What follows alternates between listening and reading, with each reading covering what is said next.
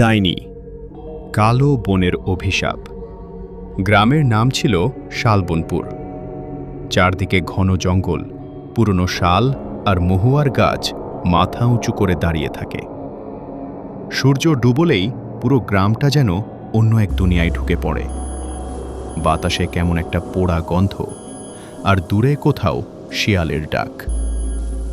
গ্রামের মানুষ একটা নাম শুনলেই কেঁপে উঠত, ডাইনি।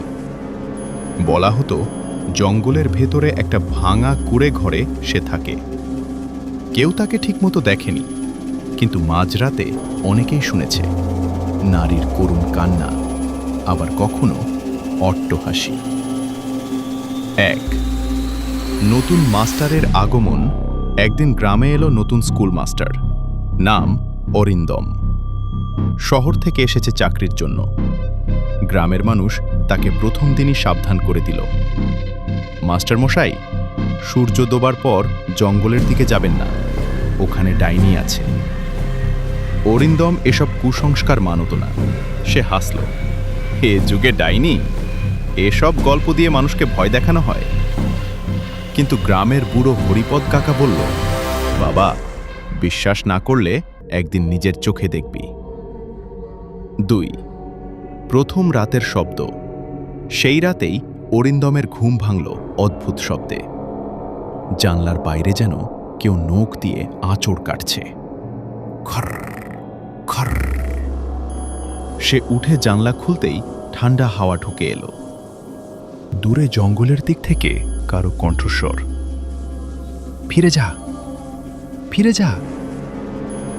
অরিন্দম ভেবেছিল হয়তো কানে ভুল শুনেছে, কিন্তু জানলার ধারে মাটিতে স্পষ্ট নখের দাগ।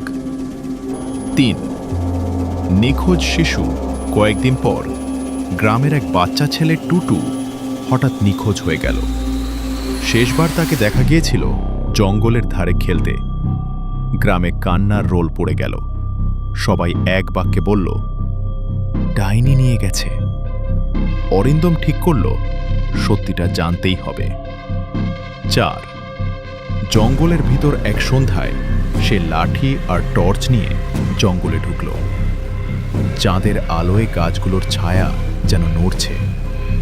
হঠাৎ সে দেখতে পেল একটা ভাঙা কুঁড়ে ঘর, দরজা আধ খোলা, ভিতর থেকে ধোঁয়া বেরোচ্ছে। ভিতরে ঢুকতেই সে দেখল চারদিকে ঝুলছে শুকনো লতা, অদ্ভুত চিহ্ন আঁকা দেয়ালে। মাঝখানে একটা কালো হাঁড়ি, তার ভিতর ফুটছে লাল রঙের তরল, আর কোণের অন্ধকারে বসে আছে একটা ছায়া। 5 ডাইনির মুখ। ছায়াটা ধীরে ধীরে উঠে দাঁড়ালো।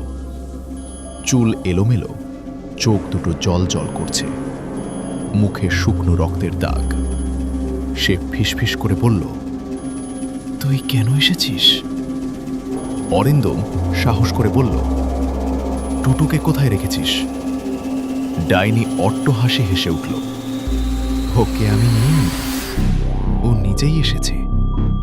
হঠাৎ পিছন থেকে ছোট্ট কণ্ঠস্বর, শ্যাঁ। অরিন্দম ঘুরে দেখল টুটু দাঁড়িয়ে আছে, কিন্তু তার চোখ সম্পূর্ণ সাদা। 6 অভিশাপের গল্প। ডাইনি বলল, আমি সবসময় ডাইনি ছিলাম না, আমায় এই গ্রামই বানিয়েছে। বহু বছর আগে গ্রামের লোকেরা তাকে মিথ্যে অপবাদে পুড়িয়ে মারতে চেয়েছিল। সে প্রাণে বাঁচলেও তার সব হারিয়ে যায়। সেই দিন থেকে সে অভিশাপ হয়ে ফিরে আসে। যে গ্রাম আমায় মেরেছে, সেই গ্রামের সন্তানরাই আমার। 7 আসল সত্য। অরিন্দম বুঝতে পারল এটা শুধু এক ডাইনির গল্প নয়, এটা অন্যায়ের ফল। সে গ্রামের মানুষদের নিয়ে আবার জঙ্গলে গেল। সবাই মিলে ক্ষমা চাইল, পাপ স্বীকার করল। ডাইনি ধীরে ধীরে শান্ত হয়ে গেল। তার চোখের আগুন নিভে এলো। সে বলল, ক্ষমা পেলে অভিশাপ কেটে যায়। তারপর কুঁড়ে ঘরটা আগুনে জ্বলে উঠল। ডাইনি মিলিয়ে গেল ধোঁয়ায়। টুটু মাটিতে অজ্ঞান হয়ে পড়ল, কিন্তু বেঁচে গেল। 8 শেষ রাত। সব কিছু স্বাভাবিক হয়ে গেল। কিন্তু মাঝে মাঝে পূর্ণিমার রাতে অরিন্দম এখনো শোনে দূরে জঙ্গলের দিক থেকে একটা কণ্ঠস্বর, আমি আছি। জানলার ধারে আবার সেই নখের দাগ দেখা যায়, কারণ কিছু অভিশাপ কখনো পুরোপুরি শেষ হয় না। শেষ কথা, শালবনপুর এখন শান্ত, কিন্তু সূর্য ডোবার পর কেউ জঙ্গলের দিকে যায় না, কারণ সবাই জানে ডাইনি হয়তো ক্ষমা করেছে, কিন্তু সে এখনো জঙ্গলের অন্ধকারে লুকিয়ে আছে।